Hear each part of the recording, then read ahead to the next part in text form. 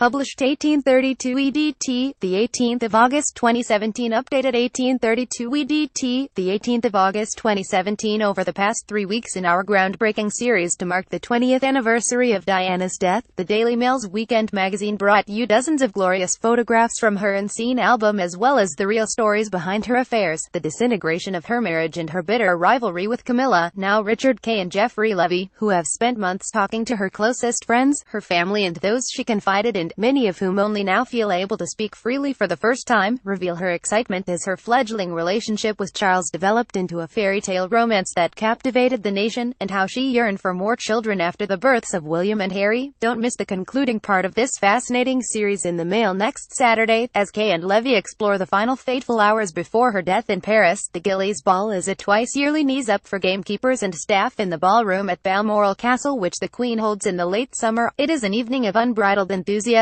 for the royal family. It's where they can let their hair down and join in the vigorous Scottish dancing, the perfect setting for the newest member of the family, dance-mad Diana, settling into her role of Princess of Wales.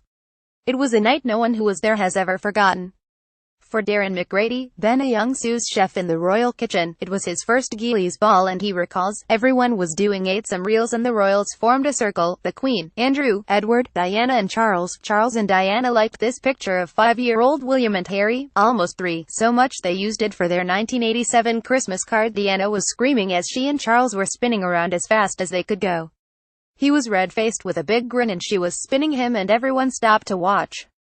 There was a magic between them that night, a chemistry. Diana was in her element. At one stage, McGrady, who went on to become the Queen's pastry chef before working for the princess, found himself being dragged by her onto the dance floor despite his objections. "I can't dance, Your Royal Highness," protested McGrady, who was a year younger than Diana. "I know," she shot back, "but this will be fun." And with a grinning Charles looking on, away they charged. No one witnessing Diana's carefree joy that Balmoral night in 1982, and the sheer electricity that fizzed between her and Prince Charles, could possibly have known the anxieties that gnawed inside the princess, nor could they have foreseen the troubled future unfolding before this apparently blissful couple. Diana's first encounter with Prince Charles. He was dating her older sister Lady Sarah and was a guest for a shoot at Althorpe, the Spencer family home, in the winter of 1977. Certainly, as staff and royals dispersed after that intoxicating ball, all the talk was of happy days ahead. What that memorable night reveals is that there were periods of great joy and fulfillment for Diana and Charles, whose picture, cut from a magazine when she was a teenage schoolgirl, she pinned on the wall of her dormitory. It begs the question that has been asked a million times in homes throughout Britain: what might have been for Charles and Diana had Camilla Parker Bowles, the older woman who first beguiled the prince when he was 23, been selfless and strong enough to walk away. Certainly, no one could have realized that they were witnessing the opening scenes of a unique drama when the 19-year-old Lady Diana Spencer burst excitedly into her bachelor girl apartment in Coleherne Court, on the border of Chelsea and Earl's Court, on a Sunday evening, and announced to her 3 flatmates that she'd met a chap. One of the 3, Virginia Pittman, vividly recalls that moment 37 years ago. "Just as I would be saying, 'Oh my God, I met this guy last night,' Diana was going, 'Oh my God, I met this guy at the weekend, but I have to call him Your Highness.' It was actually true," says Virginia, now Mrs. Clark, and living near Andover in Hampshire with husband Henry and 2 children and 2 stepchildren. "She did have to call him that because that was what everybody was calling him. That was how you talked to him." Only then did the penny drop, and the girls realized that Diana, who was nannying and house cleaning to earn money, was talking about her romance with the future king. As for the weekend meeting to which Diana was referring, this was the Country House Summer Barbecue in Petworth, West Sussex, where Diana and Charles famously sat side by side on a bale of hay, talking. By the evening she was sitting on his knee. A demure Diana, age 20, is pictured just 2 months before the royal wedding to Charles in 1981. August 1980, and Charles, captivated by Earl Spencer's youngest daughter, has invited Diana to join him for Cowes Week on the Isle of Wight. They were guests at the home of the late Commander Robert de Pass, a polo-playing friend of Prince Philip, and his wife Philippa, who was, and still is, a lady-in-waiting to the Queen. Their son Philip had invited Diana for the weekend, though he admits now he didn't really know her terribly well, offering the tempting tidbit that the Prince of Wales would also be coming. As the daughter of Earl Spencer, a former equerry to both the Queen and King George VI, and having been brought up in a house on the Sandringham estate, Diana was familiar with the Queen's younger children, especially Andrew, 18 months her senior, on whom she'd had an early teenage crush. But she had only consciously met Charles once before, when she was 16. That was the weekend 3 years earlier when he and his pet Labrador Harvey arrived at Althorpe, in Northamptonshire, the Spencer family seat where they had been living since her father succeeded to the earldom in 1975. For a pheasant shoot, she was deputed by her father to show the prince round Althorpe's picture gallery. At that time Charles, then 29, was courting her elder sister Lady Sarah, a romance which never caught fire and was soon to fizzle out. Lady Sarah, now 62, has been happily married to farmer and landowner Neil McCorquodale since 1980 and has 3 children. That shoot at Althorpe remains indelibly inscribed in the mind of Penny Walker, Diana's former schoolteacher at West Heath, her boarding school at Sevenoaks in Kent, because Diana returned after the weekend proclaiming, "I've met him at last, I've met him." Diana spent time with her flatmate Virginia Pittman 3 weeks before the engagement. Her days as a single girl are coming to an end and Diana carries her record player away from her flat at Coleherne Court just weeks before the marriage. Mrs. Walker was not altogether surprised at the excitement, as she had noticed that Diana had pictures of the Prince of Wales pinned up in her cubicle and had often talked of meeting him. "I'm not sure there was any talk about marrying, but she just seemed completely besotted," Mrs. Walker says. For her teachers it was all rather amusing. From a very young age it had been Prince Andrew with whom Diana had played in the school holidays. She referred to him as my friend, and it was photographs of the Queen's second son which could usually be seen spread out in front of her on her school desk. "When I grow up," Diana one day announced to the Rev. Reginald Sweet, chaplain at her previous boarding school, Riddlesworth Hall near Thetford, Norfolk, where she went at the age of 9, "I'm going to marry Prince Andrew." Who knows how different so many things might have been had she done so. But with the advance of Diana's teenage years, Andrew had been replaced by Charles in her romantic daydreams, and now, having just had her 19th birthday, she found herself actually sitting next to him at the DePass family barbecue, talking. No wonder she could hardly contain her excitement when she got back to her flat at Coleherne Court and was telling the girls all about it. For his part, the heir to the throne, 4 months short of his 32nd birthday, found himself very impressed by her. He was deeply touched by the unusual sensitivity and compassion of one so young, as she talked about how sad he had appeared at the funeral of Earl Mountbatten, his beloved great-uncle, murdered by a remote-controlled Ira bomb the previous August on his fishing boat in Ireland. In particular, Charles was moved at how she had sensed his loneliness and his need for someone to care for him. Diana was pictured with boyfriend Adam Russell a year before she met Charles. It was said that the girl he marries must have no former lovers who may kiss and tell. Before long, Diana's flatmates were hearing all about the blossoming relationship between her and the Prince of Wales. The 3-bedroom flat on the corner of Old Brompton Road and the Little Boltons became the nerve center of the secret romance. But outwardly, life went on as normal. Diana, who was bought the flat by her mother, Frances, and charged the girls £18 a week rent, continued to work at a kindergarten 3 days a week plus 2 days nannying Patrick, infant son of American Mary Robertson, who lived in Belgravia. She also earned £1 an hour in her spare time cleaning her sister Lady Sarah's flat round the corner. This was the unlikely setting for one of the great tragic stories of our time. Lady Diana could hardly contain herself with the thrill of the romance. She shared it all, step by step, with the girls. In addition to Virginia, there was old school friend Carolyn Pride, now the wife of party organizer William Bartholomew and a mother of 2, as well as being Prince Harry's godmother. The third flatmate was Annie Bolton, who married Noel Hill, son of Prince Charles' former polo coach, and lives with their 2 children on a 40,000-acre cattle station in Queensland, Australia, where Harry spent part of his gap year working in 2003.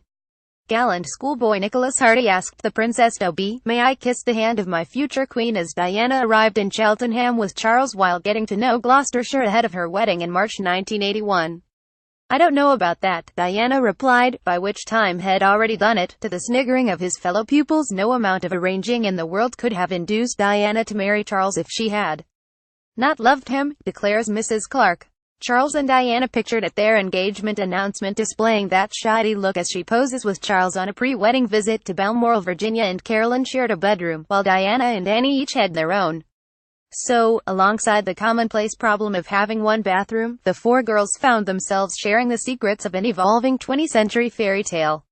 Diana was very keen on the prince, recalls Virginia, now 57, she thought he was marvelous. He was obviously wiser and older, and she was young and enthusiastic, very vivacious and chatty.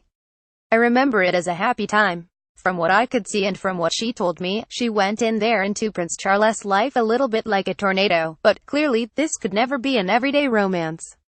As Virginia recalls, I think it was hard for them because it wasn't normal.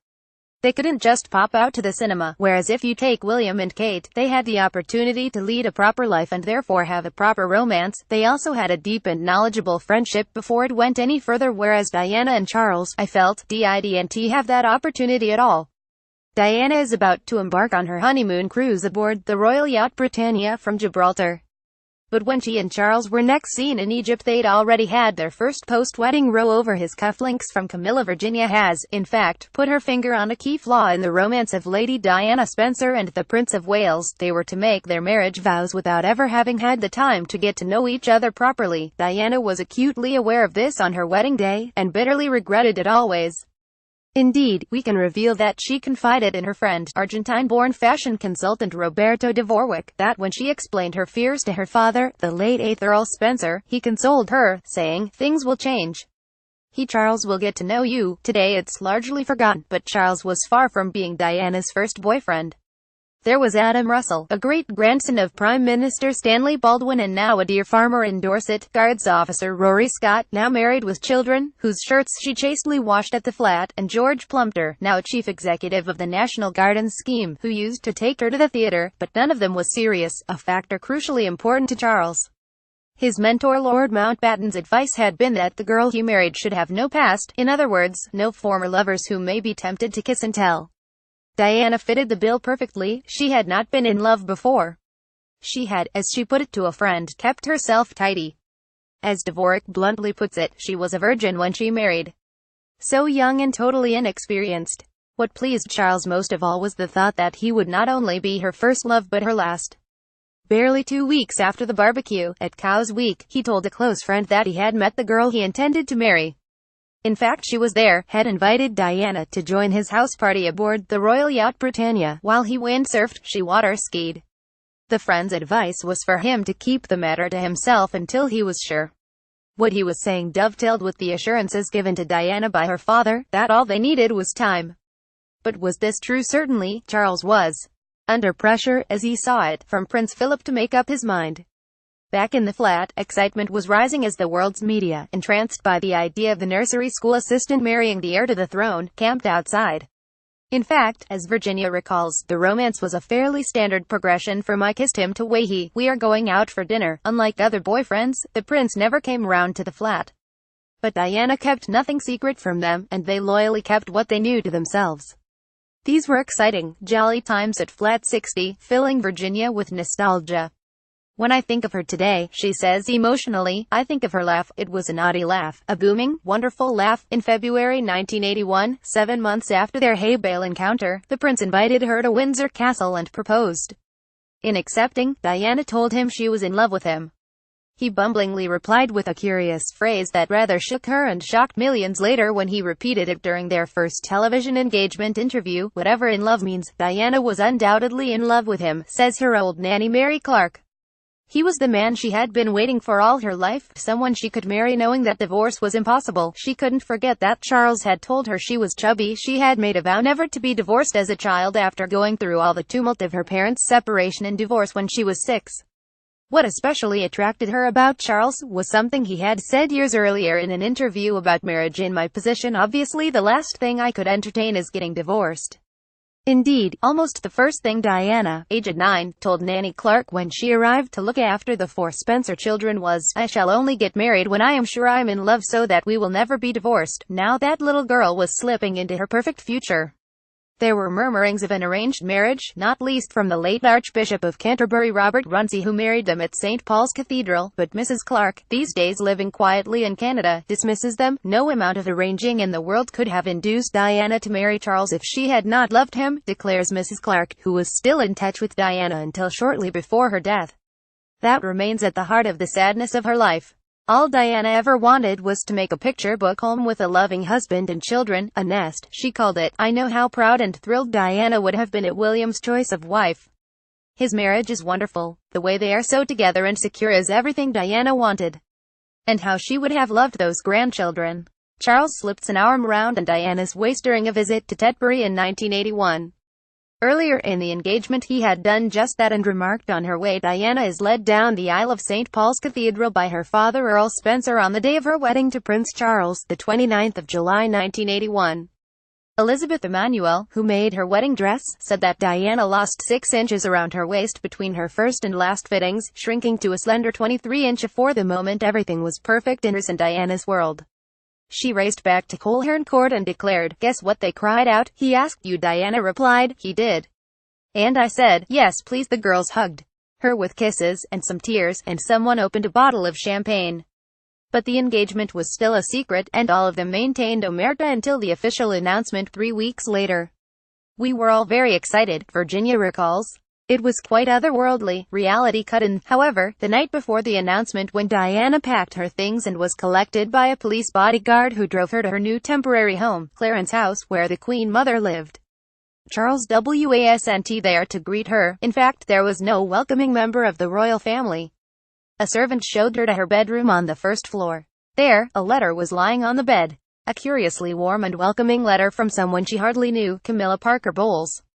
The friendly note, which had been written several days before the engagement, invited her to lunch. For the moment Diana was absorbed in all the excitement of becoming engaged.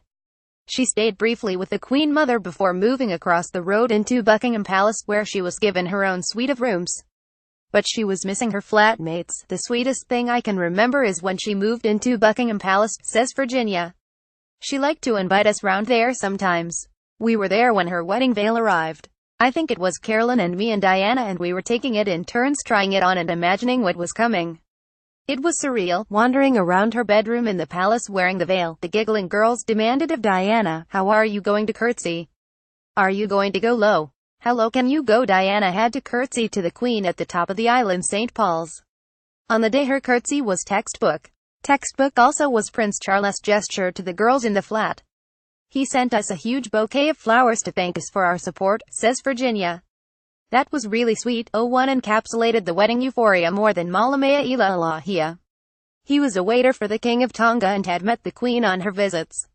Hearing of the royal wedding, he wrote to her private secretary Sir William Heseltine explaining that his greatest ambition was to serve at Buckingham Palace, if only for a day, and could he fix it? Sir William did, with the Queen herself.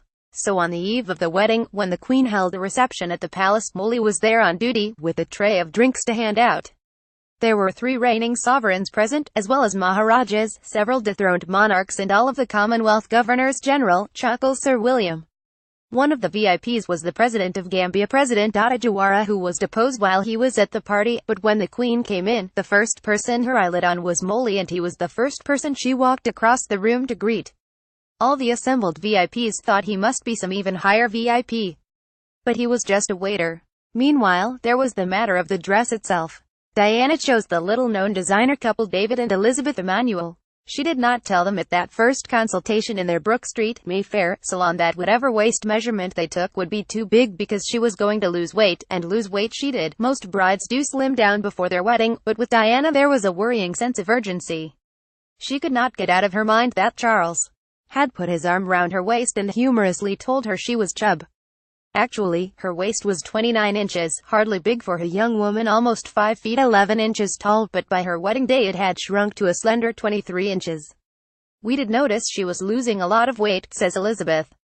"We weren't concerned in any way because that was the norm. We put it down to bridal nerves. It didn't even cross our minds that she could be anorexic. This was a worrying precursor to the eating disorder, bulimia, that was to plague her through much of her marriage." Flatmate Carolyn Pride put it down to her terror of the life she was stepping into. She worried as she saw her friend getting so thin. Diana was nervous, but doesn't this apply to all brides? But his was soon to emerge. Diana was already troubled by the shadow of Camilla.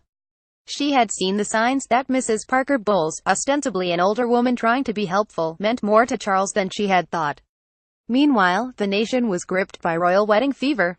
Around this time there were also inner-city riots in Brixton, Liverpool and Manchester.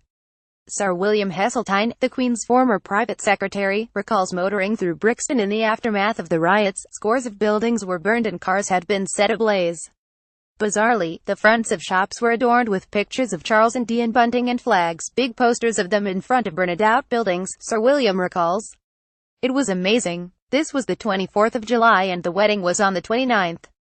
I can't remember if I told Charles and Diana, but I certainly told the Queen. It was a beautiful wedding, no doubt about that, even though the estimated 750 million watching on television around the world had no idea that Diana didn't really like the dress.